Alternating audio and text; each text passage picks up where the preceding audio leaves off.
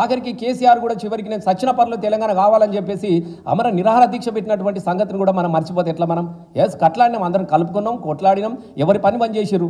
మీకు వ్యతిరేకనే కదా ఇలా గద్దరన్నను, మా గద్దరన్నను ఇలా ఓట్ల కోసం గద్దరన్న పేరును వాడుకున్నటువంటి చరిత్ర కాంగ్రెస్ ఇది. మా గద్దరన్న బాలేదా? కాంగ్రెస్ ఎవడో నీ కపటనీతి తెలిసిపాయే, కాంగ్రెస్ ఎవడో నీకు కుట్రనీతి తెలిసిపాయే అని చెప్పేసి దోపిడి దొంగ ఓ కాంగ్రెస్ అని మా గద్దరన్న పాట వాడలేదా?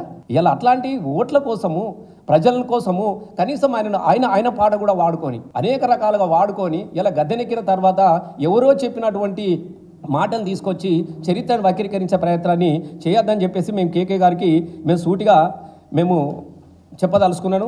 ఖచ్చితంగా మీకు క్షమాపణ చెప్పకుంటే ఖచ్చితంగా మా ఒగ్గుడోళ్ళని కదిలిస్తాం, మా డప్పులను కదిలిస్తాం, మా బాలసంతులను కదిలిస్తాం, మా కళాకారులను కదిలిస్తాం. నీ ఇంటి చుట్టూ నువ్వు క్షమాపణ చెప్పే వరకు కూడా మళ్ళీ నీ ఇంటి ముంగట ధూమ్ధాం చేస్తామని చెప్పేసి ఈ సందర్భంగా మేము తెలియజేస్తూ ఉన్నాం.